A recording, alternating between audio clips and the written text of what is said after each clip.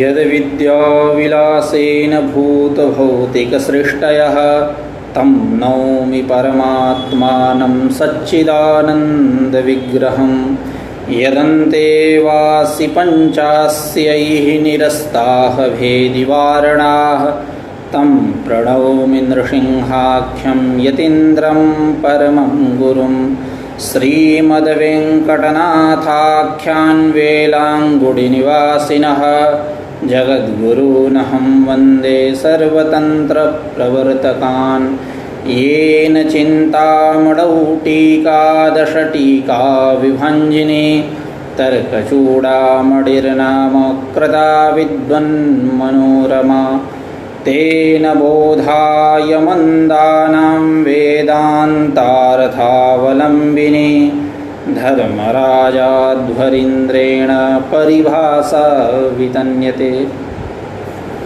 आज पुनः हम लोग एक बार वेदांत परिभाषा की चर्चा के लिए उपस्थित हुए हैं। जैसा कि कल हम लोगों ने चर्चा किया था प्रत्यक्ष द्वैविध्य पे, एक प्रकार सविकल्पक निर्विकल्पक, इसकी भी चर्चा हम लोग कल ही किए थे। और जीव साक्षी ईश्वर साक्षी ऐसा करके, जीव जीव साक्षी ईश्वर ईश्वर साक्षी ऐसा साक्ष्य भेदेन साक्षी द्वैविध्येन हम लोगों ने प्रत्यक्ष का निरूपण किया। मौखिक रूप से कुछ चर्चाएं हम लोगों ने किया था कल, पंक्ति अवशिष्ट रह गई थी। आज पुनः उस पंक्ति का वाचन पुरस्सर कुछ चर्चा करते हैं। तच्च प्रत्यक्षम पुनर्द्विविधम, यह जो प्रत्यक्ष है यह दो प्रकार का होता है। पुनर्द्विविधम एक तो बता चुके, पुनः ये एक प्रकार दूसरा प्रकार दे रहे हैं। पुनर्द्विविधम जीव साक्षी ईश्वर साक्षी चेति, जीव साक्षी और ईश्वर साक्षी। तत्र अब जीव साक्षी ईश्वर साक्षी, तो जीव साक्षी को बताने के लिए पहले जीव बताएंगे, उसके बाद जीव साक्षी बताएंगे, ईश्वर बताएंगे और ईश्वर साक्षी बताएंगे, ऐसा करके। तत्र तयोः साक्षिणोः मध्ये, अब देखिए साक्षी शब्द जो है साक्षात शब्द है। एक सूत्र है व्याकरण में, साक्षात द्रष्टरि संज्ञायाम, द्रष्टरि इस अर्थ में संज्ञा अर्थ हो, संज्ञा हो तो इनी प्रत्यय होता है। और साक्षात यह अव्यय है, इससे जब इनी प्रत्यय करेंगे तो भसंज्ञक आत का लोप होकर के साक्षी बनता है। साक्षी साक्षिणम साक्षिण ऐसा रूप इसका चलता है। नपुंसक देखिए साक्षी शब्द जो है पुंगलिंग में भी है और नपुंसक लिंग में। यहाँ साक्षी शब्द नपुंसक लिंग में रखे हैं ग्रंथकार। तच्च प्रत्यक्षम पुनर्द्विविधम, प्रत्यक्ष नपुंसक लिंग है, इसलिए साक्षी शब्द साक्षी साक्षिणी साक्षीणी ऐसा रूप हम मानेंगे। अपितु यह पुंगलिंग में भी प्रसिद्ध है, पुंगलिंग में भी रूप इसका चलता है, तीनों लिंग में चलता है। तत्र जीवो नाम अंतःकरणावच्छिन्नम चैतन्यम, जीव क्या है? अंतःकरणावच्छिन्नम यच्चैतन्यम स जीवः। अंतःकरणावच्छिन्न अर्थात अंतःकरण जहाँ उपाधि हो, इन सब की चर्चा हम लोगों ने कल किया था। तत्र जीवो नाम अंतःकरणावच्छिन्नम चैतन्यम, तत्साक्षी तो जीव साक्षी क्या है? तो अंतःकरणोपहितम चैतन्यम, अंतःकरण से उपहित जो चैतन्य है उस चैतन्य को हम बोलते हैं जीव साक्षी। अर्थात अंतःकरण जहाँ उपाधि बने, उसी बात को आगे कह रहे हैं ग्रंथकार। अंतःकरणस्य विशेषणत्व उपाधित्वाभ्याम अनयोर्भेदः, अंतःकरण जब अंतःकरण विशेषण बनेगा तो जीव, और जब अंतःकरण उपाधि बनेगा तब जीव साक्षी। तब विशेषणत्व उपाधित्वाभ्याम अनयोर्भेद, अनयोर्भेद यानी जीव तत्साक्षिणोः मध्ये भेदः, ऐसा तो वही कह रहे हैं। अंतःकरणस्य विशेषणत्व उपाधित्वाभ्याम अनयोर्भेदः। विशेषण क्या चीज़ है, उपाधि क्या चीज़ है, इसकी चर्चा करते हुए ग्रंथकार स्वयं कह रहे हैं विशेषणं च कार्यान्वयी व्यावर्तकम, जो कार्य में अन्वयी हो और व्यावर्तक भी हो उसको हम बोलते हैं विशेषण। जैसे उदाहरण से स्पष्ट होगा, रूप विशिष्टः घटः अनित्यः, यह घड़ा अनित्य है। कैसा घड़ा अनित्य है? तो रूप विशिष्ट घड़ा अनित्य है। तो अब उस घड़े में यानी घट में रूप जो है समवाय संबंध से रह रहा है, अन्वयी है। कार्य कौन हुआ? घट। अब उसमें अन्वयी कौन हुआ? रूप। तो कार्यान्वयी व्यावर्तक भी है, नान्य घटः नित्यः, रूप विशिष्ट घटः नित्यः, व्यावर्तन कर रहा है अन्य का। तो इस प्रकार जो कार्यान्वयी हो और व्यावर्तक हो, अर्थात कार्यान्वयित्वे सति व्यावर्तकत्वम विशेषणत्वम, ऐसा हम कह सकते हैं। इसके लिए तमाम व्यावर्तक शब्द भी विशेषण के लिए होता है, भेदक शब्द भी होता है, इत्यादि कई शब्द इसके लिए प्रयुक्त होते हैं। विशेषणम च कार्यान्वयी व्यावर्तकम। उपाधि क्या है? तो उपाधिश्च उपसर्ग पूर्वक जब धा धातु रहेगा उससे उपसर्गे घो के सूत्र से की प्रत्यय करेंगे, उपाधि। उपाधिश्च कार्यान्वयी व्यावर्तको वर्तमानश्च, यह वो विशेषण अन्वयी था, यह उपाधि जो है अनन्वयी, यानी कार्य में अन्वयी न हो, अर्थात कार्य अनन्वयित्वे सति, कार्य अनन्वयित्वे सति वर्तमानत्वे सति व्यावर्तकत्वम। यहाँ एक विशेषण है वर्तमानत्व भी, तो उसी को करें उपाधिश्च कार्यानन्वयी व्यावर्तको वर्तमानश्च। जैसे इसका उदाहरण है कर्ण सस्कुल्यवच्छिन्नम नभः श्रोत्रम। नभः श्रोत्रम, नभ यानी आकाश, यह श्रोत्र है। कैसा नभ श्रोत्र है? तो कर्ण सस्कुल्यवच्छिन्न, कर्ण सस्कुली इसको बोलते हैं। तदवच्छिन्न जो आकाश है उस आकाश को हम श्रोत्र बोलते हैं। सामान्य सभी आकाश को हम श्रोत्र नहीं बोलते हैं। घटाकाश, पटाकाश, मठाकाश इत्यादि, वनावच्छिन्नाकाश इत्यादि ये सब श्रोत्र नहीं है। केवल कर्ण सस्कुल्यवच्छिन्न जो नभ है उसका नाम श्रोत्र है। तो अब यहाँ कार्य को पहले हम देखेंगे, कार्य कौन है? तो कार्य है यानी नभ, यानी श्रोत्र, जो नभ है वही श्रोत्र है।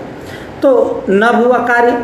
अब उस कार्य में अनन्वयी है कर्ण सस्कुली, क्योंकि यदि अन्वयी हम मान ले कर्ण सस्कुली को तो सर्वत्र कर्ण सस्कुली की उपलब्धि होनी चाहिए। जहाँ भी आकाश रहे, यदि नभ में, कार्य में, नभ रूप कार्य में यदि हम अन्वयी मान ले कर्ण सस्कुली को, तो जहाँ जहाँ आपको नभ दिखाई दे रहा है वहाँ कर्ण सस्कुली की उपलब्धि होनी चाहिए, लेकिन नहीं होता है ऐसा। तो करें कि तो कार्य हुआ नभ, उसमें अनन्वयी और व्यावर्तक भी है। वह व्यावर्तक है यानी किसका व्यावर्तन कर रहा है? नान्यत नभः श्रोत्रम, अन्य नभ जो है वो श्रोत्र नहीं है। घटावच्छिन्न नभ, पटावच्छिन्न नभ, मटावच्छिन्न नभ श्रोत्र नहीं है। केवल कर्ण सस्कुल्यवच्छिन्न जो नभ है उस नभ का नाम श्रोत्र है। वर्तमान भी है कर्ण सस्कुली, ये नहीं है कि है ही नहीं। तो इस प्रकार वह कर्ण सस्कुली उपाधि किसका? तो नभ का, श्रोत्र का। उसी को कह रहे हैं कर्ण सस्कुल्यवच्छिन्नम नभः श्रोत्रम इत्यत्र कर्ण सस्कुल्योपाधि अयमेव उपाधि नैयायिकैः परिचायकः इत्युच्यते। इसी उपाधि को नैयायिक लोग परिचायक ऐसा इस संज्ञा से जानते हैं, इस नाम से जानते हैं। अब पंक्ति एक बार पढ़ देते हैं पूरा। विशेषणं च कार्यान्वयी व्यावर्तकम उपाधिश्च कार्यानन्वयी व्यावर्तको वर्तमानश्च रूप विशिष्टो घटः अनित्यः इत्यत्र रूपम विशेषणं कर्णसस्कुल्यवच्छिन्नं नभः श्रोत्रम इत्यत्र कर्णसस्कुल्योपाधिः अयमेव उपाधिर्नैयायिकैः परिचायकः इत्युच्यते।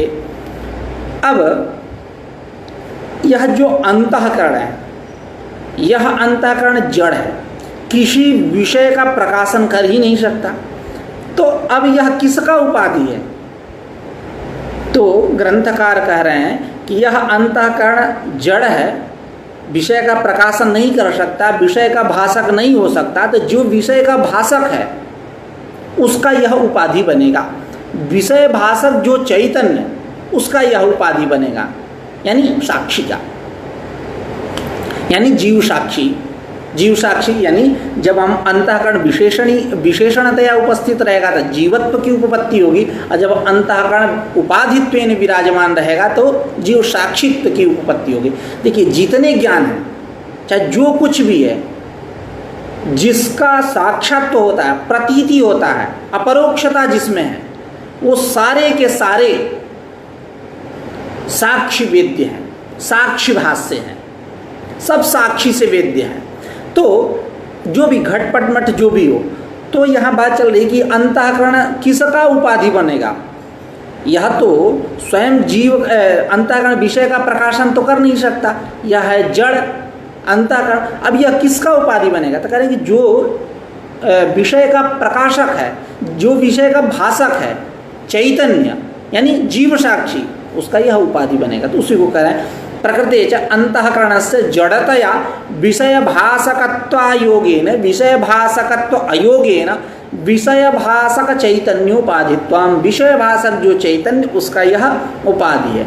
अयंच जीव साक्षी, अब देखिए अयम प्रयोग किए, पहले जीव साक्षी नपुंसक नहीं, अब यहाँ अयं जीव साक्षी। अब इस अयम पे भी विचार होता है, कुछ लोग कहते हैं कि नहीं अयम नहीं इदम होना चाहिए।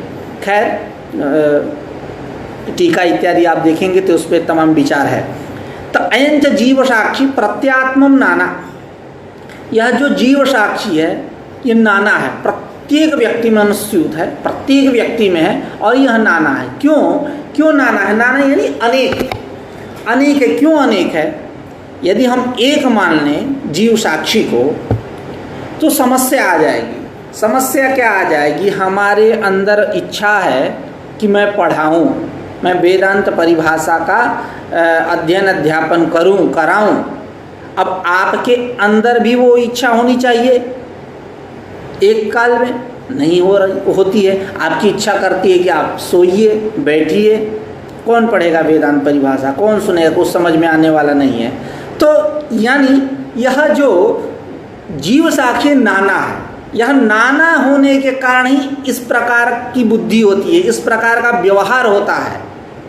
यदि चैतन्य को, जैसा कि मैंने कल कहा था कि हमारे मन में इच्छा करे लड्डू खाने की, तो आपके मन में भी इच्छा करनी चाहिए लड्डू खाने की, उसी काल में करती होगी इच्छा, बाद में करती होगी, उसी काल में होनी चाहिए।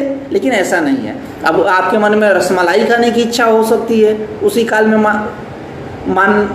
लेकिन विषय भेद हो जाएगा। यदि आप इच्छा तो आप करेंगे ही, जैसे मैं इच्छा कर रहा हूँ कुछ ना कुछ अभी, तो आप भी कुछ ना कुछ इच्छा कर रहे हैं, लेकिन जिस विषय की मैं इच्छा कर रहा हूँ उसी विषय की इच्छा आप में होनी चाहिए, क्योंकि एक है। तो इस प्रकार करेंगे नहीं, जीव साक्षी जो है वो एक नहीं है, नाना है। नाना नहीं मानेंगे तो मैत्रावगते चैत्रस्यापि अनुसंधान प्रसंगः, मैत्र को अवगत होने पर, मैत्र को किसी विषय का ज्ञान होने पर, चैत्रस्यापि अनुसंधान प्रसंगः, चैत्र को भी उस विषय का अनुसंधान होने लगेगा, यानी अनुसंधान स्मरण होने लगेगा, इच्छा होने लगेगी, लेकिन नहीं होती है। इसका मतलब क्या? यह जो जीव साक्षी है वो नाना है। अब आगे कह रहे हैं कि ईश्वर साक्षी। अब जीव साक्षी की चर्चा करने के बाद ईश्वर और ईश्वर साक्षी की चर्चा करेंगे। कह रहे हैं ईश्वर साक्षी तो मायोपहितम चैतन्यम, जैसा कि मैंने शुरू में ही कहा, जब माया विशेषणीभूत रहेगी तो ईश्वरत्व की उपपत्ति होगी, जब माया उपाधि बनेगी तब ईश्वर साक्षित्व की उपपत्ति होगी। तो उसी को कह रहे हैं ईश्वर साक्षी तो मायोपहितम चैतन्यम, मायोपहितम यच्चैतन्यम तत् ईश्वर साक्षी। माया से उपहित जो चैतन्य अर्थात मायोपहितम चैतन्यम, यानी जहाँ माया उपाधि बन रही है उस चैतन्य को हम बोलेंगे ईश्वर साक्षी। आज जहाँ माया विशेषणीभूत रहेगी तो मायावच्छिन्नम चैतन्यम जब कहेंगे, मायावच्छिन्नम तब ईश्वर, मायावच्छिन्नम चैतन्यम ईश्वर, मायोपहितम उपहितम चैतन्यम कहेंगे तो ईश्वर साक्षी। तो उसी को करें ईश्वर साक्षी तो मायोपहितम चैतन्यम तच्चैकम, तच्च ईश्वर साक्षी एकम, एक है। क्यों एक है? क्योंकि तदुपाधिभूत मायायाः एकत्वात्, उस चैतन्य की, उस ईश्वर की उपाधिभूत जो माया है वह एक है। एक होने के कारण वह ईश्वर साक्षी भी एक है। अब माया एक है, इसमें प्रमाण क्या है? तो सबसे पहले ऐसा प्रमाण रख रहे हैं कि जिसपे यूँ कह ले तुरंत झगड़ा हो जाना, इंद्रो माया भी पुरुरूपीयते। तमाम अभी आगे एकत्व, माया के एकत्व का प्रतिपादन करने वाले अन्य भी श्रुति दिए जाएंगे, जैसे मायाम तु प्रकृतिम विद्यात् माइनम तु महेश्वरम अजामेकम लोहित शुक्ल कृष्णाम इत्यादि स्मृति भी देंगे। तरति अविद्याम विदताम हृदय यस्मिन् से, वहाँ कोई भी प्रतिपत्ति नहीं, वहाँ अजाम एकाम इत्यादि अविद्याम ये सब में एक वचन है, तो वहाँ कोई झगड़ा वाली बात नहीं है। लेकिन अब पहले सबसे पहले ऐसा एक दे रहे हैं श्रुति वाक्य प्रमाण के रूप में, माया के एकत्व के प्रमाण के रूप में इंद्रो माया, उस पर झगड़ा होना स्वाभाविक है। क्या है? तो इंद्रो माया भी पुरुरूपीयते। तो इंद्रो माया भी पुरुरूपीयते यानी इंद्र देव श्रेष्ठ परमात्मा, परमात्मा नहीं है, माया भी पुरुरूपीयते यानी माया के जो नाना शक्तियां हैं, माया के कारण वो अनेक रूप में, अनेकाकार रूप में उसकी प्रतीति होती है उस परमात्मा की। कभी वो ब्रह्म बनता है, कभी वो विष्णु शब्दवाच्यता को प्राप्त करता है, कभी महेश्वर शब्दवाच्यता को प्राप्त करता है। वह ईश्वर ही, वह जो निरुपाधिक ईश्वर है, किसी मतलब उपाधि से रहित है, ऐसा जो ईश्वर निर्गुण नित्य शुद्ध बुद्ध मुक्त सत्य स्वभाव, जो वेदांत वेद्य है, उपनिषद जिसमें प्रमाण है, जो बोध्य है, जो श्रुति स्मृति इतिहास पुराण वेद्य है, ऐसा जो ईश्वर, वह जब ईश्वर ब्रह्म विष्णु महेश्वर इत्यादि शब्दवाच्यता को इत्यादि अभिधया कब उसका अभिधान होता है? जब माया जाकर के उससे स्पर्श करती है और अपना कमाल दिखाती है। अब माया तो करेगी ही कमाल, माया की यही माया है। तो माया की जो अनेक शक्तियां हैं, नाना शक्तियां हैं, आवरण विक्षेप इत्यादि, उन शक्तियों के माध्यम से, उन गुणों के माध्यम से, सत्व रज तम इत्यादि गुणों के माध्यम से वह जो ईश्वर है, वह ईश्वर अनेक शब्दवाच्यता को प्राप्त करता है। इसी बात को आगे ग्रंथकार कहेंगे, सच परमेश्वर एकोपि सोपाधिभूत मायानिष्ठ सत्वरजस्तमो गुण भेदेन ब्रह्म विष्णु महेश्वर शब्दवाच्यताम लभते। ऐसा ग्रंथकार अभी आगे कहने वाले हैं। तो इंद्रो माया भी पुरुरूपीयते, यह जो इंद्र है यानी परमात्मा है, वह माया की अनेक शक्तियों के द्वारा नाना रूप में प्रतीत होता है। तो अब यहाँ एक समस्या आ गई। अब माया, आपने अभी ऊपर बात किया कि यह जो ईश्वर साख्य एक तच्चैकम, क्यों? तदुपाधिभूत माया एकत्वात्, उसके उपाधिभूत माया के एक होने से आपने श्रुति प्रमाण दिया। अब उसमें बहुवचन माया भी है, तो अब यहाँ विप्रतिपत्ति तो होनी स्वाभाविक है। तो यानी यह बात आई कि माया नाना हुई बहुवचन को देख करके, जबकि सदानंद यति वेदांत सार में व्यष्टि में इंद्रो माया भी पुरुरूप ईयते, इसको ही रखते हैं।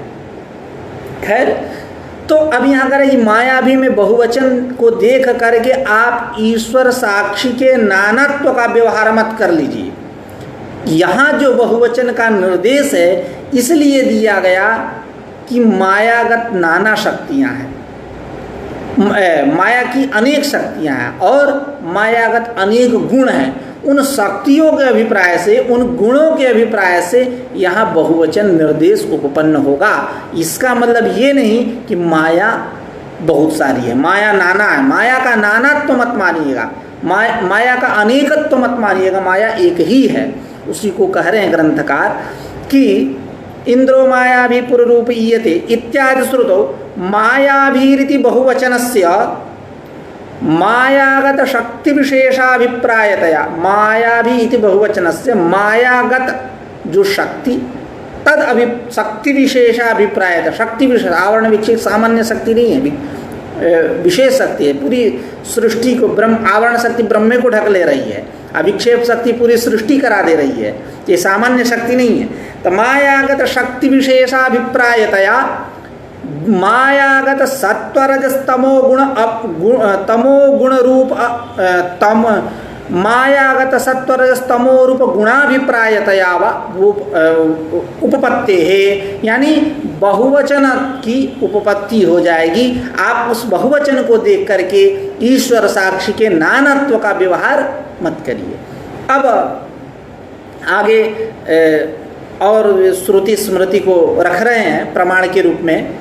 श्रुति है मायाम तु प्रकृतिम विद्यात् मायिनम तु महेश्वरम, यानी आप माया को प्रकृति समझो और जो माई है, माई है ना, माया अस्य अस्ति इति माई तम मायिनम परमेश्वरम महेश्वरम, और जो माई है माई माई तुझा आशीर्वाद मराठी वाला नहीं, तो मायाम तु प्रकृतिम विद्यात् मायिनम तु महेश्वरम, माया को आप प्रकृति समझिए और जो माई है उसको महेश्वर समझिए। आगे श्रुति दे रहे हैं, श्वेतस्वतर उपनिषद का ही प्रमाण है ये भी, मायाम तु प्रकृतिम विद्या मायिनम तु महेश्वरम श्वेतस्वतर उपनिषद का ही है।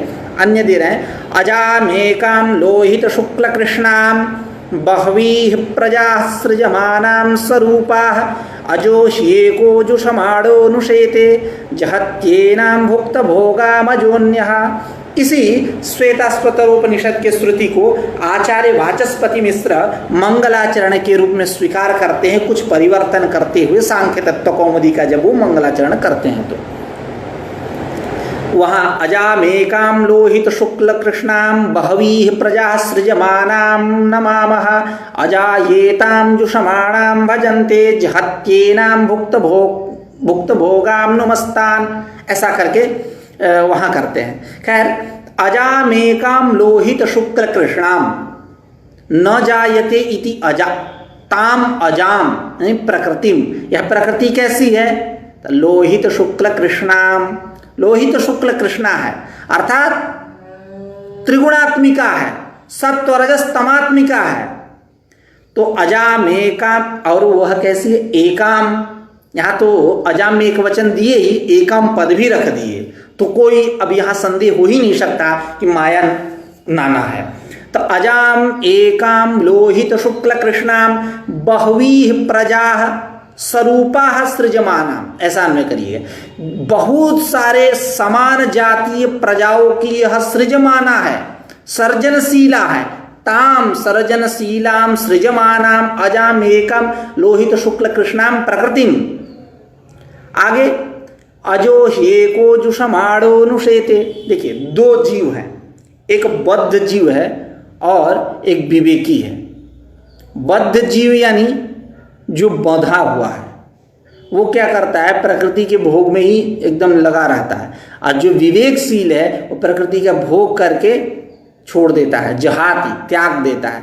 उन दोनों की चर्चा हो रही है। अजो एको जुषमाणोऽनुशेते अजः न जायते इति अजः बद्ध जीवः एकः अजः जुषमाणः सेव्यमानः जूसी प्रीति सेवनयोः अनुशेते ताम प्रकृतिम अनुशेते जहाति एनाम भुक्त भोगाम अजोन्यः अन्यः, अन्य जो जीव है विवेकी वह भुक्त भोगाम प्रकृतिम एनम जहाति, वह त्यागे, इस प्रकृति को क्या करता है? त्याग देता है। जो विवेकशील पुरुष है, जो जीव है, यह तमाम जगह एक वचन दिया गया। इससे क्या निकला कि यह माया जो है एक है। आगे स्मृति को रख रहे हैं प्रमाण के रूप में।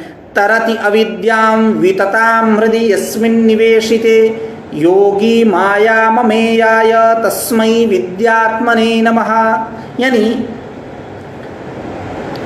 यस्मिन् हृदि योगी निविशिते यानी जिसमें हृदय स्थापित करके योगी जो है वह वितताम अविद्याम तरति, मतलब वितताम विस्तृताम फैली हुई जो अविद्या है, माया है, मायाम उसको तरति त्याग कर जाता है, मतलब तरण कर, त्रिप्लवन तरणयो, तरण पार कर जाता है।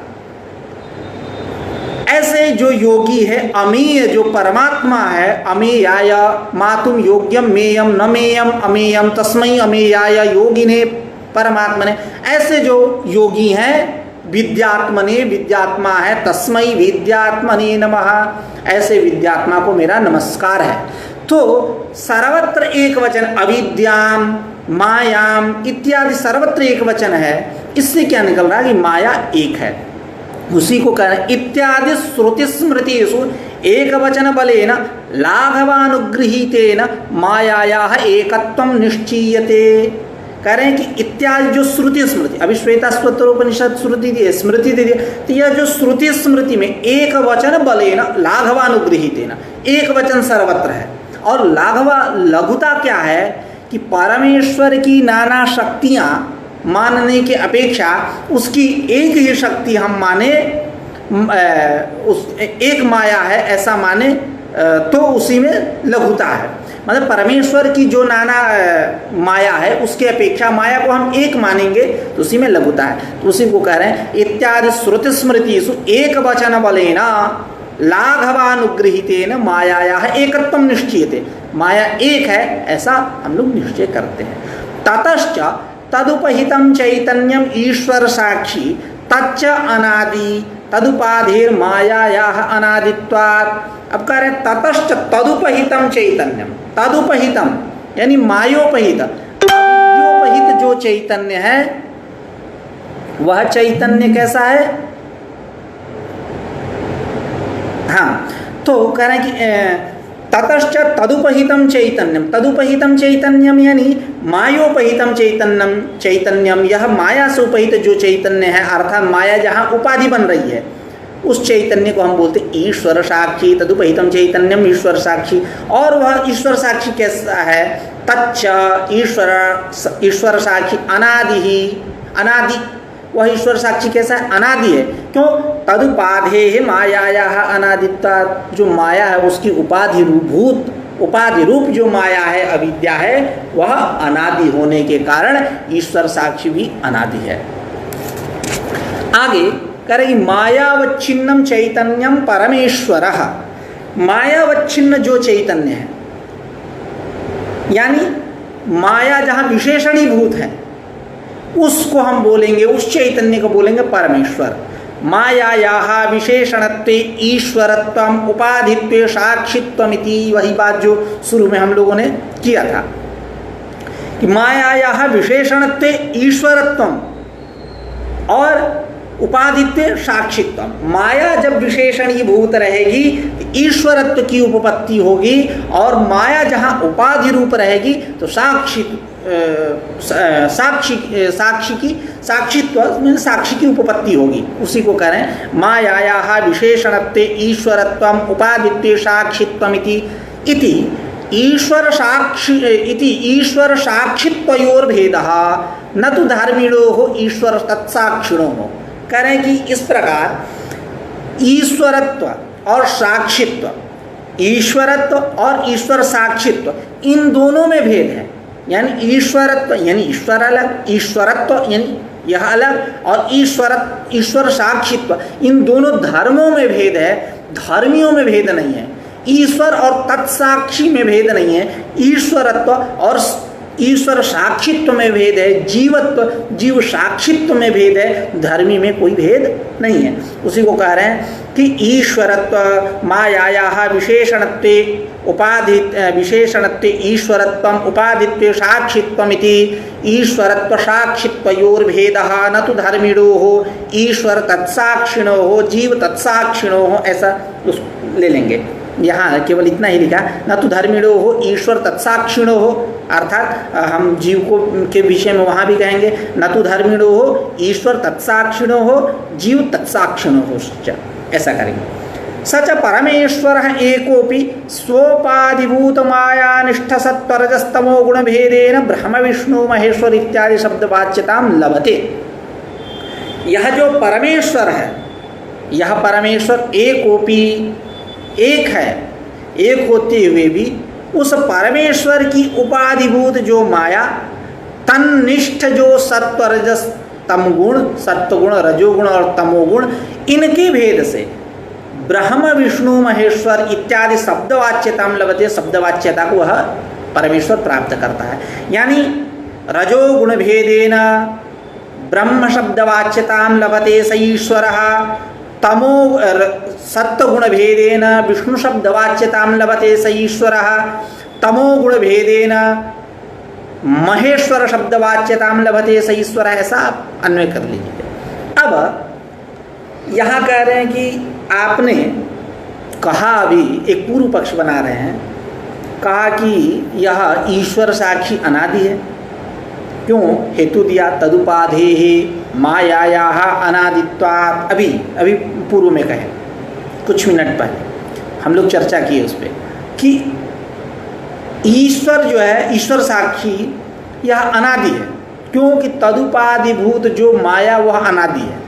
तो अब यहाँ ये पूर्व पक्ष हो रहा है कि वो ईश्वर साक्षी में अनादित्व की सिद्धि हुई। एक श्रुति है तदैक्षत बहुश्याम प्रजायेय, उस ब्रह्म ने ईक्षण किया कि मैं बहुत सारे प्रजाओं के रूप में हो जाऊं, मैं बहुत सारे प्रजाओं के रूप में हो जाऊं। तो वह जब अनादि है तो उस अनादि ब्रह्म का आगंतुक ईक्षण कैसे उपपन्न होगा? आगंतुक यानी सादी मतलब उत्पद्यमानत्व।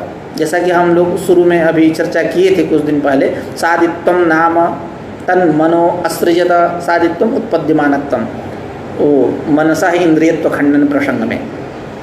तो यही पूर्व पक्ष है। ननु ईश्वर साक्षिणो अनादित्वे तदैक्षत बहुश्याम प्रजायेय इत्यादिना सृष्टि पूर्व समये परमेश्वरस्य आगंतुकम ईक्षणम उच्यमानम कथम उपपद्यते, कैसे उपपन्न होगा?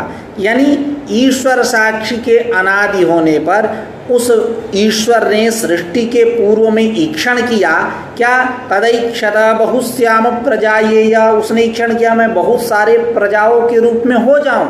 इत्यादि ना श्रुतिवाक्येन सृष्टि पूर्व समय, सृष्टि के पहले, सृष्टितः प्राक परमेश्वरस्य आगंतुकम ईक्षणम, परमेश्वर का यह जो आगंतुक ईक्षण है, सादि जो ईक्षण है, यह आगंतुकम ईक्षणम उच्यमानम, जो तुम कहते हो कि उसने ईक्षण किया, तो कथम उपपद्यते, यह कैसे उपपन्न होगा? यह सादि आगंतुक ईक्षण वह तो अनादि है। तो कह रहे हैं कि नहीं, उच्यते, समाधान दे रहे हैं, यथा विषयेन्द्रिय सन्निकर्षादि कारणवशेन जीवोपाधि अंतःकरणस्य वृत्तिभेदा जायन्ते, तथा सृजमान प्राणि कर्मवशेन परमेश्वरोपाधिभूत मायायाः वृत्तिविशेषा इदम इदानीं स्रष्टव्यम, इदम इदानीं पालयितव्यम, इदम इदानीं संहर्तव्यम इत्यादि आकाराः जायन्ते। यानी इसको समझते हैं, किसी भी विषय का प्रत्यक्ष जब हम करते हैं तो इंद्रियां उस विषय देश के साथ, विषय के साथ जाकर संयुक्त होती हैं और अंतःकरण तत्प्रणालिकया निकल करके उस देश को जाता है, तदाकारा कारित होता है, तो प्रत्यक्ष होता है, उस विषय का प्रत्यक्ष होता है। यह सिद्धांत है। तो कह रहे हैं कि यथा, जिस प्रकार विषयेन्द्रिय सन्निकर्षादि कारणवशेन, विषय इंद्रिय इन दोनों का जब सन्निकर्ष होता है, उस सन्निकर्ष महात्मना, सन्निकर्ष महिमना, सन्निकर्ष के कारण विषयेन्द्रिय सन्निकर्षादि कारणवशेन जीवोपाधि अंतःकरणस्य वृत्तिभेदा जायन्ते। जीवोपाधि जो अंतःकरण, जीव की उपाधि रूप जो अंतःकरण, वह उस अंतःकरण की वृत्तिभेदा जायन्ते, तमाम वृत्तियां बनती है, वृत्तिभेद होता है। तथा सृज्यमान, ठीक उसी प्रकार, यानी विषय और इंद्रिय के साथ सन्निकर्ष हुआ तो सन्निकर्ष महिमना जीव की उपाधि रूप जो अंतःकरण, उस अंतःकरण की तमाम नाना वृत्तियां बनती हैं, उसमें वृत्तिभेदा जायन्ते, वृत्तिभेद होता है। ठीक उसी प्रकार तथा सृज्यमान प्राणि कर्म पसेन, प्राणियों के कर्म के अनुसार जब यह परमेश्वर सृष्टि की सृजना करता है, जब यह परमेश्वर सृष्टि को रचने चलता है, तो वो प्राणियों के कर्मानुसार ही सृष्टि होती है। जो जैसा कर्म करता रहता है, किया रहता है, उसको उसके अनुसार उसको योनि प्राप्त होती है। तभी वैचित्र्य आएगा इस सृष्टि में। नहीं तो सबको इंद्रासन मिल जाए, सब ब्राह्मण बन जाए तो वैचित्र कैसा, सब एक जैसे हो जाए, ब्राह्मण इत्यादि नहीं, सब एक जैसे हो जाए तो वैचित्र कैसा। तो ठीक उसी प्रकार कह रहे हैं कि जिस प्रकार विषय और इंद्रिय के सन्निकर्ष के कारण जीव की उपाधि रूप जो अंतःकरण, उस अंतःकरण की नाना वृत्तियां होती हैं, वृत्ति भेद होता है, ठीक उसी प्रकार सृज्यमान प्राणी कर्म वसेना, सृज्यमान रचा जाने वाले, रचे जाने वाले प्राणी, उनके जो कर्म, उनके अनुसार परमेश्वरोपाधिभूत माया, परमेश्वर की उपाधिभूत जो माया, जैसे ऊपर कहे सन्निकर्षादि कारण वसेन, यहाँ क्या कह रहे हैं, प्राणी सृज्यमान प्राणी कर्म वसेन, फिर ऊपर कहे जीवोपाधि अंतःकरण से वृत्ति भेदा जायन्ते, यहाँ से वही पैटर्न, परमेश्वरोपाधिभूत माया वृत्ति विशेषा जायन्ते, ऐसा। तो कह रहे हैं कि सृज्यमान प्राणी कर्म वसेन, प्राणियों के कर्मानुसार कर्म को मतलब प्राथमिकता देते हुए परमेश्वरोपाधिभूत माया, परमेश्वर की उपाधिभूत जो माया, उस माया की वृत्ति विशेषा जायन्ते, तमाम नाना वृत्तियां होती है। कैसी वृत्तियां?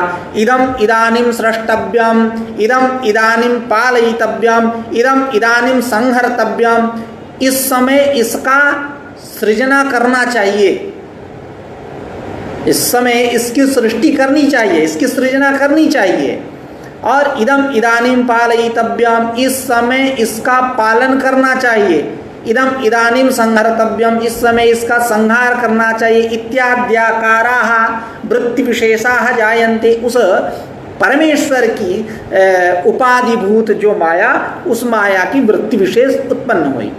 अब कहने का तात्पर्य क्या है? तो जब यह नाना वृत्तियां हुई, तासाम च वृत्तीनाम साधित्वात्, अब यह वृत्ति कैसी है? नाना है, साधी है, क्योंकि उत्पत्ति हो रही है, उत्पत्ति साधित्वम नाम उत्पद्यमानत्वम, उत्पत्ति हो रही है, वृत्तियों की वृत्तियां उत्पन्न हो रही हैं, तासाम च वृत्ति नाम, इन वृत्तियों के शादी होने से उस वृत्ति में प्रतिबिंबित जो चैतन्य है, वह चैतन्य भी शादी होगा।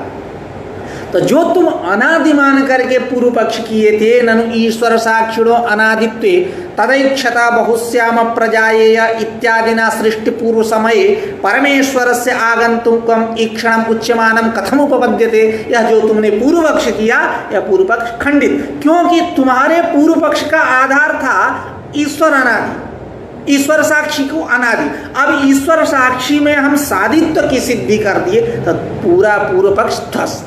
उसी को कह रहे हैं तासाम च वृत्तीनाम साधित्वात्, इन वृत्तियों के शादी होने से तत्प्रतिबिंबितम, उसमें जो प्रतिबिंबित, जैसा कि सांख्य में इसको बोलते हैं चितिच्छाया, चितिच्छाया पत्या, मतलब चैतन्य की छाया बनती है, हमारे यहाँ प्रतिबिंब, यानी मौलिक अर्थ वही है, कोई मतलब क्योंकि ये सारे जड़ हैं, क्या विषय का भाषक होंगे, क्या विषय का प्रकाशन करेंगे, जैसा कि अभी हम लोगों ने चर्चा भी किया। तो जब तक चैतन्य की उस पर छाया नहीं पड़ेगी, चैतन्य का प्रतिबिंब नहीं पड़ेगा, तब कुछ होने वाला नहीं है, विषय का प्रकाशन इत्यादि कुछ नहीं होना। तासाम च वृत्तीनाम, उन वृत्तियों के साधित्वात् शादी होने से तत्प्रतिबिंबितम अर्थात वृत्ति प्रतिबिंबितम चैतन्यमपि शादी, वृत्ति प्रतिबिंबित चैतन्य भी शादी है इत्युच्यते, ऐसा कहा। एवं साक्षी द्वैविध्येन प्रत्यक्ष ज्ञान द्वैविध्यम, इस प्रकार साक्षी द्वैविध्येन प्रत्यक्ष ज्ञान द्वैविध्यम, प्रत्यक्ष ज्ञान की विविधता प्रतिपादित ग्रंथकार के द्वारा किया गया। साक्षी द्वैविध्य से प्रत्यक्षत्वं च ज्ञेयगतं ज्ञप्तिगतं चेति निरूपितं ग्रंथकारेण, यानी ज्ञेयगतं प्रत्यक्षत्वं ज्ञप्तिगतं प्रत्यक्षत्वं च निरूपितं ग्रंथकारेण, यानी ज्ञेयगत प्रत्यक्षत्व यानी विषयगत प्रत्यक्षत्व और ज्ञप्तिगत प्रत्यक्ष यानी ज्ञानगत प्रत्यक्ष, ऐसा ग्रंथकार के द्वारा निरूपण किया गया। अभी और चर्चा करते हैं। कह रहे हैं कि यह जो ज्ञप्तिगत प्रत्यक्ष है, इसका सामान्य लक्षण क्या होगा? तो कह रहे हैं सामान्य लक्षण इसका होगा चित्तमेव, चित्तमे यानी चैतन्यमेव यानी स्वप्रकाशत्वमेव, यही है सामान्य लक्षण। यह सामान्य लक्षण जो है भ्रम में भी जाएगा और प्रमा में भी जाएगा, क्योंकि सर्वत्र चैतन्यता है, स्वप्रकाशत्व है, भ्रम हो या प्रमा हो। तब क्या करेंगे, अब उसमें नहीं जाना चाहिए लक्षण, इसलिए ग्रंथकार कहेंगे कि हम इस सामान्य लक्षण में हम एक कुछ विषय विशेषण दे देंगे। विषय विशेषण क्या दे देंगे, तो अबाधितत्व। अबाधितत्व जब विषय विशेषण दे देंगे तो भ्रम जो है, भ्रमक ज्ञान जो है वो बाधित है, इसलिए उसमें अतिव्याप्ति नहीं होगी। तो उसी को कहा है तत्र ज्ञप्तिगत प्रत्यक्षत्व से सामान्य लक्षण चित्तमेव। तत्र यानी प्रत्यक्ष द्वय मध्य, यह जो ज्ञप्तिगत और ज्ञेयगत जो प्रत्यक्षत्व बतलाया गया, इन दोनों के मध्य में प्रत्यक्ष द्वय मध्य ज्ञाप्तिगत प्रत्यक्षत्व से सामान्य लक्षणम चित्तमेव। ज्ञाप्तिगत प्रत्यक्ष का सामान्य लक्षण क्या है, चित्तमेव, चैतन्यमेव, स्वप्रकाशत्वमेव, ऐसा यह सामान्य लक्षण। अब कह रहे हैं कि चैतन्य का भी प्रत्यक्ष होगा, चैतन्य का भी प्रत्यक्ष होगा। कैसे, स्वान से स्वात्म प्रकाशतया। अभी ग्रंथकार कहेंगे कि पर्वतो वहनिमान इत्यादौ अपि वहन्याद्याकार वृत्त्युपहित चैतन्यस्य स्वात्मान से स्वप्रकाशतया प्रत्यक्षत्वात्। अब थोड़ी सी चर्चा यहाँ करते हैं कि यह जो सामान्य लक्षण है चैतन्य का, चित्तमेव चैतन्यमेव स्वप्रकाशत्वमेव, तो यह तो केवल प्रत्यक्ष प्रमा में ही जाएगा, प्रत्यक्ष प्रमाण में ही जाएगा। ये तो अनुमिति में भी जाइए, अनुमान में भी जाना चाहिए, उपमान में भी जाना चाहिए, शब्द प्रमाण सर्वत्र जाना चाहिए, सब प्रत्यक्ष हो, सबका प्रत्यक्ष शब्द के द्वारा व्यवहार हो। तो कह रहे हैं कि नहीं, सबकी प्रमाएं जो अनुमिति उपमिति शब्द, यह प्रमा सब प्रत्यक्ष है। प्रमा जितनी है सारी की सारी प्रमाएं प्रत्यक्ष है, लेकिन इनमें विषय जब भेद हो जाता है, जब विषय अनुमिति का, जैसे अनुमिति है, उपमिति हो गया, या शब्द हो गया, शब्द प्रमा हो गया, इन सब में विषय के भेद होने से क्या होगा, इनमें भेद होगा।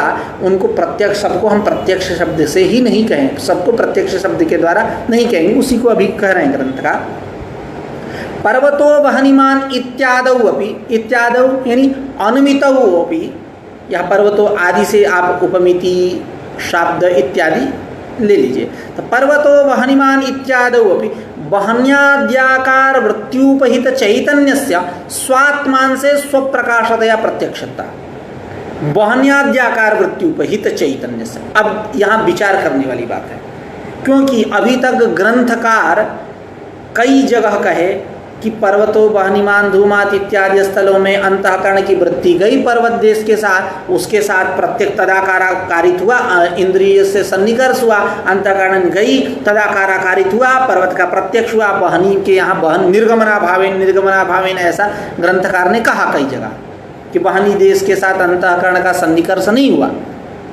जब नहीं हुआ, इंद्रिय का सन्निकर्ष नहीं हुआ, तो अंतःकरण निकल के गया नहीं, तदाकारित नहीं हुआ, इसलिए वहनी का क्या होगा, प्रत्यक्ष नहीं होगा, अनुमिति होती है कई बार जगह। अब यहाँ ग्रंथकार कर वहन्याद्याकार वृत्त्युपहित प्रमाद, वहन्याद्याकार वृत्त्युपहित चैतन्य से।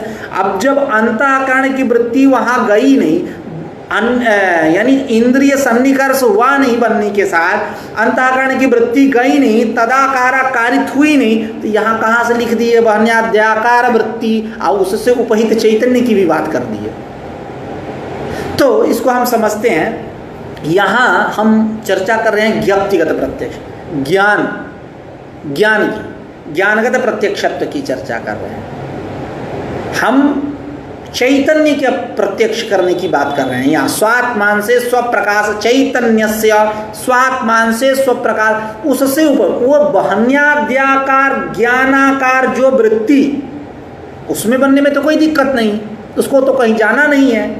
तो वहन्याद्याकार, वहन्यादि जो ज्ञान, तदाकार जो वृत्ति, उस वृत्ति से उपहित जो चैतन्य, उस चैतन्य का स्वात्मान से यानी ज्ञानांश से, ज्ञानांश में स्वप्रकाशतया अपने प्रकाशक होने से प्रत्यक्षत्वात् प्रत्यक्ष होगा उस चैतन्य का। यानी जितनी प्रमाएं हैं सबका प्रत्यक्ष होगा, लेकिन प्रमाण जो हैं इनके विषय भेद होने के कारण तत्तद नाम वो तत्त शब्द वाच्यता को प्राप्त करते हैं। उसी को कह रहे हैं कि पर्वतो वहनिमान इत्यादौ अपि वहन्याद्याकार वृत्त्युपहित चैतन्यस्य स्वात्मान से यानी ज्ञानांश से स्वप्रकाशतया प्रत्यक्षत्वात्।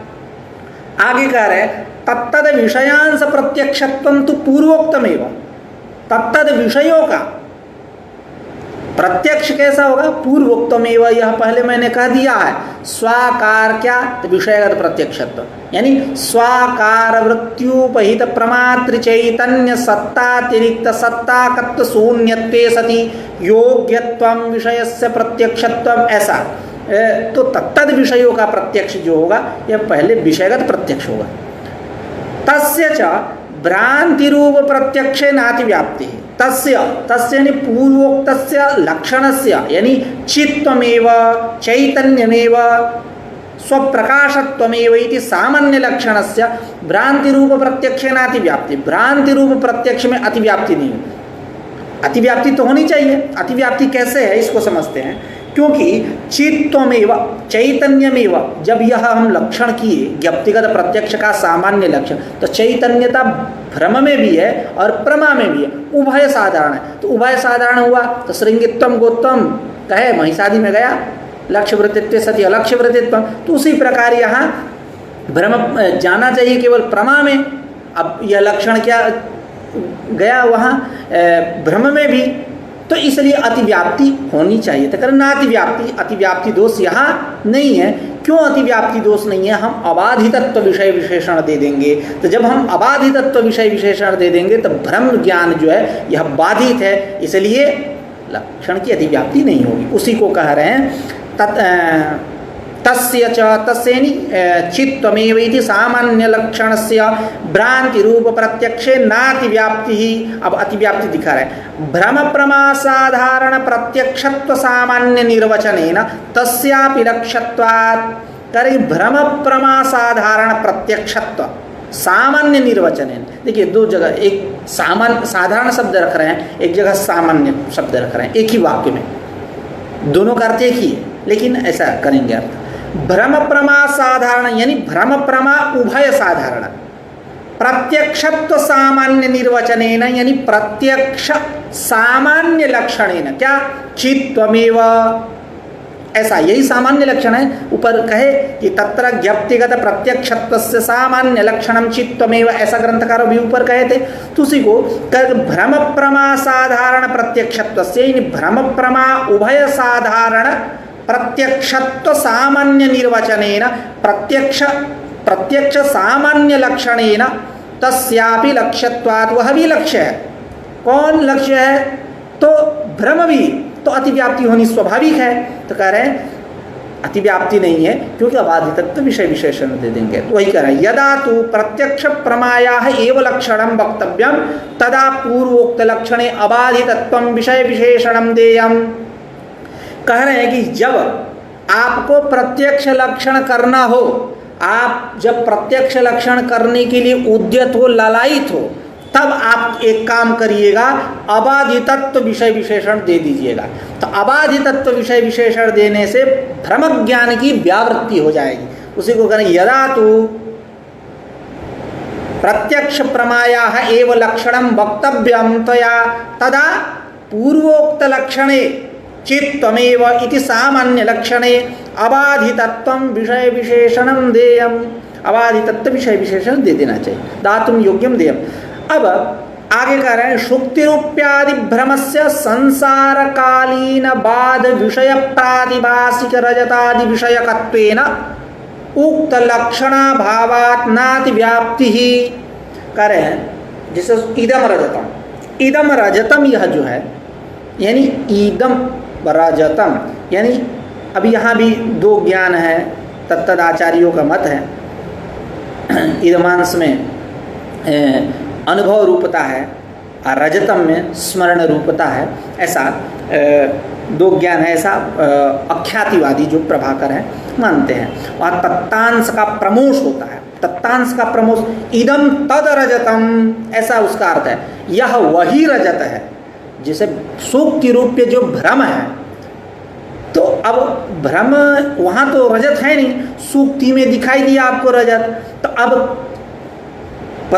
परत्र पूर्व दृष्टावभाषा, अध्यास का लक्षण किने, स्मृति रूपः परत्र पूर्व दृष्टावभाषा, परत्र पूर्ववर्तिनी वस्तुनि शुक्तिकाद पूर्व दृष्टस्य रजतस्य अवभाषा। अब यहाँ भी कई मत है, आप भामती इत्यादि ग्रंथों को देखेंगे तो ज्ञान आकारस्य इत्यादि अध्यासा करके है, वहाँ अख्यातिवादियों का अलग मत है, अन्यथा ख्यातिवादियों का अलग मत है, अनिर्वचनीय ख्यातिवादियों का अलग मत है। उस पर हमारे शायद फेसबुक पे एक वीडियो भी होगा, अनिर्वचनीय ख्यातिवाद को लेकर के। इस सारे मतों को मैंने रखा है, यहाँ उसकी चर्चा विशेष करना आवश्यक नहीं है। आगे बढ़ते हैं। तो इदम तद रजतम ऐसा बोध होता है, वहाँ तत्तांश का प्रमोश होता है, तो बचता क्या, इदम रजतम, यह वही रजत है। तो सूक्ति रूप्य जो रजत है, यानी सूक्ति रूप्य रजत, सूक्ति रूप्य कहा देने से यानी यह बात निकले कि यह झूठ मूठ वाला रजत, झूठ मूठ वाला यानी हटस्थ व्यवहारिक नहीं, जिससे छायगल बिछी अंगूठी बनता है वो नहीं, यह झूठ मूठ का सूक्ति रूप्य कह दिए यानी झूठ मूठ का रजत। सूक्ति रूप्यादि भ्रमस्य, उसी को कह रहे हैं, सूक्ति रूप्यादि भ्रमस्य संसार कालीन बाध विषय प्रातिभाषिक रजतादि विषयकत्वेन उक्त लक्षणा भावात् नाति व्याप्ति। करें सूक्ति रूप्यादि भ्रमस्य, यह जो सूक्ति रूप्यादि भ्रम है इसका संसार कालीन बाध विषय, संसार काल में बाध का जो विषय कौन, प्रातिभाषिक रजत, संसार कालीन बाध विषय प्रातिभाषिक रजत विषयकत्वेन, यह प्रातिभाषिक रजत विषय बन रहा है जिसका, ऐसा जो सूक्ति रूप्य था, विषयकत्व, विषयकता किसमें, सूक्ति रूप्यादि ज्ञान से उसमें गई। उसी को कह रहे हैं कि सूक्ति रूप्यादि भ्रमस्य संसार कालीन बाध विषय, संसार काल में बाध का विषय जो प्रातिभाषिक रजत, यह प्रातिभाषिक रजत विषय बन रहा है जिसका, ऐसा जो सुक्ति भ्रमस्य, सुक्ति रूप्यादि ज्ञान भ्रमस्य, उसी को कह रहे हैं सुक्ति रूप्यादि भ्रमस्य संसार कालीन बाध विषय प्रातिभाषिक रजतादि विषयकत्वेन उक्त लक्षणा भावात्, उक्त लक्षण यानी वो चित्तमेव, यानी अबाधितत्व विषय विशेषण घटित चित्तमेव, इस लक्षण का अभाव होने से नाति व्याप्ति, अब अतिव्याप्ति नहीं क्योंकि वो बाधित है। अब थोड़ी सी चर्चा और करते हैं। ननु विषमवादि प्रवृत्त्या भ्रांति ज्ञान सिद्धौ अपि तस्य प्रातिभाषिक तत्कालोत्पन्न रजतादि विषयत्वेन प्रमाणम देशान्तरीय रजतस्य, देशान्तरीय क्लृप्तस्यैव रजतस्य तद्विषयत्व संभवात् न च ज्ञानं तत्र प्रत्यासत्तिः, ज्ञानस्य प्रत्यासत्तित्वे तत एव वहन्यादेः प्रत्यक्षत्वापत्तौ अनुमानादि उच्छेदापत्तेः। अब इसको समझते हैं। एक संवादी प्रवृत्ति ज्ञान, एक विषमवादी प्रवृत्ति ज्ञान। अब संवादी प्रवृत्ति ज्ञान क्या है और विषमवादी प्रवृत्ति ज्ञान क्या है, सूत्र रूप से समझ जाते हैं। संवादी प्रवृत्ति ज्ञान मतलब सम उपसर्ग लगा है तो आप इतना समझिए कि पॉजिटिव। अब विषमवादी में बी लगा है और विगतः वाला बी समझ जाइएगा, मतलब निगेटिव। ऐसा मतलब ये हमारी व्याख्या है। खैर मतलब वो उसी का जो लक्षण इसका करेंगे उसका यही सार है। तो समझाने के लिए संवादी मतलब सफल प्रवृत्ति जनक जो ज्ञान, सफल प्रवृत्ति जनक। जैसे आपको प्यास लगा, बहुत प्यासे हो तो घड़ा रखा है, यहाँ घड़ा उठाए नदी के पास गए या जलाशय के पास गए, आप जल उठाए पी लिए, ये सफल प्रवृत्ति जनक ज्ञान। मतलब क्षुधा, आप फल की उत्पत्ति हो गई, क्षुधा होधा आपकी जो थी वो सारी नष्ट हो गई, समाप्त हो गई। एक विषमवादी प्रवृत्ति ज्ञान, जैसे मरुचियाँ, इसमें जो मृग दौड़ते हैं, सूर्य की प्रचंड जब किरणें पड़ती हैं जमीन पे तो लपलपाहट लगता है कि वहाँ पानी है। तो हिरण दौड़ते हैं तो उनको मिलता है क्या जल? वहाँ नहीं, खाली हाथ लौटना पड़ता है। तो मरुचियाँ यहाँ यह जो ज्ञान है यह विफल प्रवृत्ति जनक है, इसको हम बोल देंगे विषमवादी। एक समवादी ज्ञान, एक दूसरा विषमवादी ज्ञान। तो कह रहे हैं कि जो इदम रजतम सूक्ति रूप्य है भ्रम, इदम रजतम, अब यह सूक्ति रूप्य ज्ञान जो है, अब इस ज्ञान का विषय कौन है? हट्टस्थ रजत है कि तत्कालोत्पन्न अनिर्वचनीय रजत है? ये पहले तुम बताओ। पूर्व पक्षी कह रहा है सिद्धांती से, वेदांती से, कि मतलब पूर्व पक्षी के रूप में यहाँ नैयायिक हैं, सीधी सी बात, पूर्व पक्षी के रूप में यहाँ नैयायिक है, क्योंकि ज्ञानगत प्रत्याशक्ति वही मानते हैं। तो यहाँ पूर्व पक्षी कह रहा है कि यह जो सुक्ति रूप्य रजत है, भ्रम है, इस भ्रम ज्ञान का विषय तुम वेदांती अनिर्वचनीय तत्कालोत्पन्न प्रातिभाषिक रजत मानते हो। तुम इसको छोड़ो और हट्टस्थ जो रजत है, जो सुनार के दुकान पे रखा है, आपड़स्थ है, उसको ही इसका विषय बनाओ इस ज्ञान का। तब वेदांती कहते हैं कि नहीं, उसको हम कैसे बनाएंगे? वो सन्निकृष्ट कहाँ है? तब नैयायी कहा कि नहीं, सन्निकृष्टता की बात छोड़ो, हम ज्ञानगत प्रत्याशक्ति मान लेंगे, ज्ञान तो है ना। तो कह रहे हैं कि नहीं, जब ज्ञानगत का नाम लिया तो यहाँ समस्या हो गई, क्योंकि हम लोग ज्ञानगत प्रत्याशक्ति को लेकर चलते नहीं। तो कह रहे हैं कि ज्ञानगत प्रत्याशक्ति तो आप मान नहीं सकते। अभी मैंने पूर्व में खंडन किया था सूर्य चंदनम इत्यादि। अब यहाँ ज्ञानगत प्रत्याशक्ति लेकर नहीं चलोगे, क्योंकि ज्ञानगत प्रत्याशक्ति मानोगे तो एक समस्या ये हो जाएगी कि तुमने महानस में वाणी का और धूम का साहचर्य देखा, सहचर देखा। तो मान लो धूम का तो प्रत्यक्ष होता ही, तुम वाणी का अनुमान करते हो। अब ज्ञानगत पर्वत के समीप में आ गया, ज्ञान से ही मान लो प्रत्यक्ष, क्या दिक्कत है?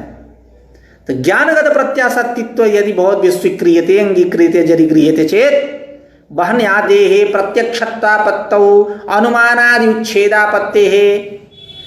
बहन्यादि का प्रत्यक्ष हो जाएगा तो अनुमान बैठ के क्या करेगा? उच्छेदापत्ति हो जाएगी, अनुमान की क्या आवश्यकता? ऐसा वेदांती करके उनका खंडन करते हैं। अब आते हैं ये पंक्ति पे,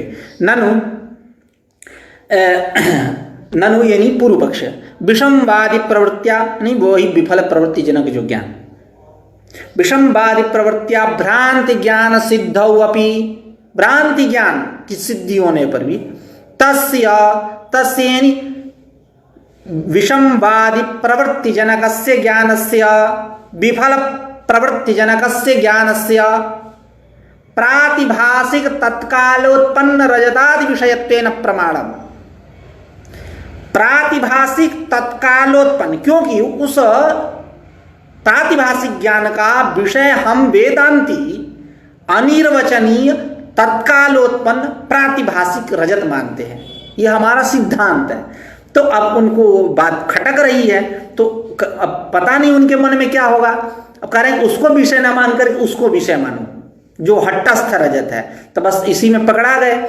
तो वही कह रहे ननु विषमवादी प्रवृत्तिया भ्रांति ज्ञान सिद्धौ अपि तस्य विषमवादी प्रवृत्ति जनकस्य ज्ञानस्य विफल प्रवृत्ति जनकस्य ज्ञानस्य प्रातिभाषिक तत्कालोत्पन्न रजतादि विषयत्वे। प्रातिभाषिक तत्कालोत्पन्न रजत को विषय यदि बनाओगे तो यह ठीक नहीं है, न प्रमाणम। क्यों कि देशांतरीय क्लिप्तस्यैव रजतस्य तद विषयत्व संभवात। करेंगी देशांतरीय जो रजत है, हट्टस्थ जो रजत है, जो आपड़स्थ रजत है, जो क्लिप्त है, सिद्ध है, उसको ही हम विषय बनाएंगे। देशांतरीय रजतस्य क्लिप्तस्यैव तद विषयत्व संभवात। तद विषयत्व संभवात यानी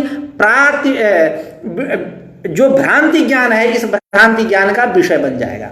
तो कारण इति चेत न, यदि आप ऐसा कहो पूर्व पक्षी तो नहीं कह सकते। क्यों? वह देशांतरीय नहीं बनेगा विषय भ्रांति ज्ञान का। क्यों कि तस्य मतलब वही देशांतरीयस्य रजतस्य असन्निकृष्टतया, वो सन्निकृष्ट नहीं है, वो चक्षुरादि द्वारा वेद्य नहीं, वो आपड़स्थ है, बाजार में रखा हुआ है। तो अब देखिए यहां थोड़ा सा विचार कर लेते हैं, अनुवाद मात्र ही मान के चलिए इसको। वह जो आप ये वेदांती जो हेतु दे रहे हैं, तस्य असन्निकृष्टतया, तस्य असन्निकृष्टतया यानी तस्य रजतस्य, आपड़स्थस्य रजतस्य असन्निकृष्टता। तो असन्निकृष्टता किसकी चाहिए? जो वहां खड़ा है प्रत्यक्ष करने, भ्रांति ज्ञान का विषय कौन बनेगा, यह जो विचार कर रहा है उसके दृष्टि में वह सन्निकृष्ट है। सुनार के दृष्टि में तो सन्निकृष्ट है ही, उसके दुकान में रखा है, दिन भर में 4 बार देख रहा है, पलट के आगे से पीछे से ऊपर से नीचे से 4 बार पलट के देख रहा है, तो उसको तो सन्निकृष्ट है। यह असन्निकृष्टता किसकी है? मतलब जो कह रहा है कि यह भ्रम ज्ञान का विषय कौन बनेगा। यदि नैयायिक यहां पूर्व पक्षी कह दे कि उसी को मान लिया जाए, तो यहां सिद्धांति करेंगे नहीं, वो सन्निकृष्ट है, सन्निकृष्ट नहीं है। तो इसके दृष्टि में वह सन्निकृष्टता, तो कह रहे तस्य असन्निकृष्टतया तस्य रजतस्य, हाँ, तस्य देशांतरीयस्य रजतस्य असन्निकृष्टतया प्रत्यक्ष विषयत्वयोगात्, वो प्रत्यक्ष के विषय बनने लायक नहीं है, प्रत्यक्ष का विषय बनने लायक वह नहीं है। प्रत्यक्ष विषयत्वयोगात्, तो फिर कहा ज्ञानगत प्रत्यासक्ति मानेंगे, तो कह रहे न च ज्ञानम तत्र प्रत्यासक्ति ही तत्र, यानी भ्रांति प्रत्यक्ष स्थले, इस भ्रांति प्रत्यक्ष स्थल में ज्ञानम प्रत्यासक्ति न, ज्ञानगत प्रत्यासक्ति लेकर आप नहीं चल सकते। क्यों? ज्ञान से प्रत्यासक्तित्व, ज्ञान का प्रत्यासक्तित्व मानोगे, ततएव तस्मादेव बहन्यादेह प्रत्यक्षतापत्तु, बहन्यादि का क्या हो जाएगा? प्रत्यक्ष होने लगेगा, क्योंकि मानस में देखा है, ज्ञान बैठा है उसके अंतःकरण में, दिमाग में। तो बहन्यादेह प्रत्यक्षत्वापत्तो, बहन्यादि का प्रत्यक्षतापत्ति होने लगेगी, तो क्या दिक्कत होगी? अनुमानादि उच्छेदापत्ति है, अनुमान का उच्छेद होने लगेगा। इसलिए एतावता ज्ञानगत प्रत्यासक्ति आप नहीं मान सकते। तो अब इस पूरे वाक्य प्रकरण से क्या निकला कि यह भ्रांति ज्ञान जो है, यह भ्रांति ज्ञान का विषय प्रातिभाषिक तत्कालोत्पन्न अनिर्वचनीय रजत ही बनेगा, देशांतरीय रजत नहीं बनेगा। आज की चर्चा यही समाप्त करते हैं। अब कल पुनः ननु रजतोत्पादकानां रजतावयवानां सुक्तौ कथम तवापि रजतम उत्पद्यते, नहीं लोक सिद्ध सामग्री प्रातिभाषिक रजतोत्पादिका किंतु विलक्षण, वही कल चर्चा करेंगे। तथा च काच कामलादि दोष दोषी लोचन से पूर्ववर्ती द्रव्य संयोगातीतमाकारा चाका चिक्याकारा इत्यादि, ये बहुत ही मजेदार विषय है, इसकी हम लोग कल चर्चा करेंगे। आज का पाठ यहीं रख देते हैं, कल पुनः मिलेंगे एक नई ऊर्जा के साथ। नमस्कार।